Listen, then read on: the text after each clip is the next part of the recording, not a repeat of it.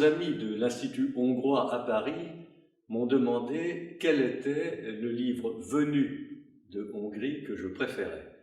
Eh bien, au lieu de choisir un roman ou un livre d'histoire ou un livre de poésie qui est tellement présente dans la littérature magyare, ou encore un texte de théâtre, j'ai choisi un album de photographie d'un artiste que je tiens, et je ne suis pas le seul, pour peut-être le plus grand photographe européen du XXe siècle. Je veux parler de Brassai, et je pense que chacun aura reconnu la personne à qui je faisais allusion. Brassai, c'est vraiment un artiste universel, d'abord parce qu'il a pratiqué des quantités de disciplines, et parce que de surcroît, son art, notamment en matière de photographie, peut véritablement toucher toutes les populations, tous les peuples, toutes les cultures. Ce n'est pas simplement un photographe hongrois installé à Paris, c'est un créateur vraiment universel et qui sait saisir tous les aspects de l'existence, notamment la nuit d'ailleurs, et qui de ce fait parle à tout le monde. Brassai, qui ne s'appelait pas comme cela, c'est un pseudonyme, était né dans la partie de la Hongrie qui aujourd'hui appartient à la Roumanie, à Brasov exactement, et Brasov, Brassai, ça se ressemble, il avait choisi ce nom-là pour se souvenir de ses origines.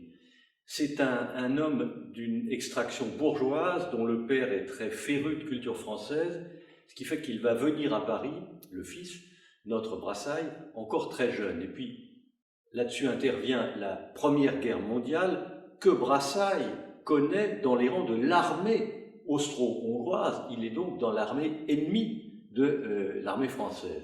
Ça ne l'empêche pas de revenir à Paris après la fin de la Première Guerre, après ce traité qui va démanteler complètement son pays, votre pays, la Hongrie, et il va s'installer à Paris, ébloui par ce qu'est, à l'époque, cette capitale de l'Europe, il faut bien le dire, qu'est Paris, à l'égal de Vienne, sans doute.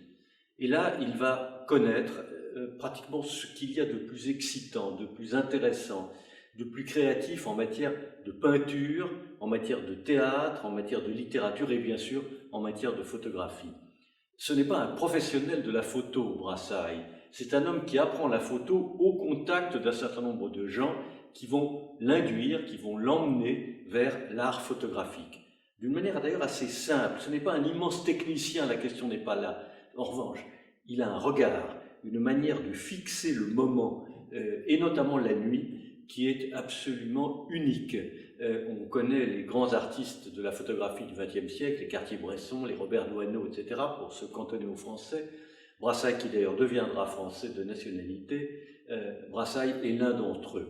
C'est peut-être celui qui a l'œil le plus, je dirais, le plus acéré.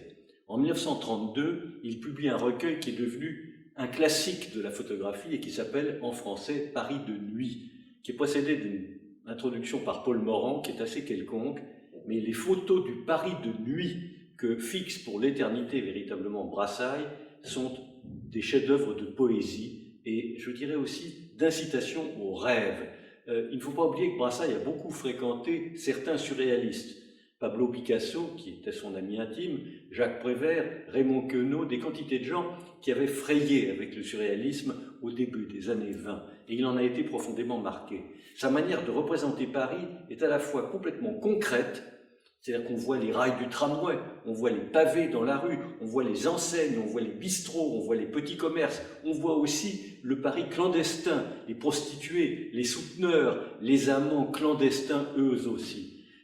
Il n'y a chez Brassai aucun choix, aucune sélection, si je puis dire, sociale. Tout l'intéresse dès lors que la lumière s'est assoupie, dès lors que la nuit s'est installée et que des petites loupiottes, des réverbères donnent une certaine luminosité à la ville. Personne n'a représenté Paris la nuit comme l'a fait Brassai.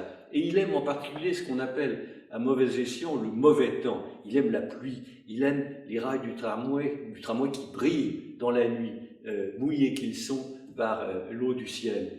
Il aime le quotidien, et un quotidien dont il fait une exception.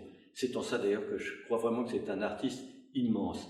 Alors, il appartient aussi à cette cohorte d'artistes magyars qui viennent à Paris, qui est encore une fois à l'époque l'une des capitales de l'Europe, capitales artistiques. On doit signaler d'ailleurs son compatriote et ami André Kertész, lui aussi venu de Hongrie et qui va développer à Paris une carrière tout à fait prodigieuse. Le regard, dans le pays qu'est la Hongrie, c'est quelque chose qu'on voit, qui est développé à la fois par la peinture, par la photographie, mais aussi par le cinéma. Il est une école des chefs opérateurs hongrois, qui d'ailleurs pour la plupart vont faire une carrière extraordinaire à Hollywood, qui est spécifique. Je ne sais pas à quoi cela tient, mais la Hongrie, c'est à la fois la musique, bien sûr, c'est à la fois, bien sûr, la poésie. Vous avez, la Hongrie détient certains des plus grands poètes du XXe siècle, mais c'est aussi le regard. D'où d'ailleurs l'excellence des chefs opérateurs hongrois installés en France ou après aux États-Unis, pour la plupart aux États-Unis, et bien sûr cette école de photographie. Brassailles est au cœur de tout ça, et je pense que la découverte de son œuvre à travers les ouvrages qui sont ici disponibles à l'Institut hongrois sera pour beaucoup véritablement une révélation.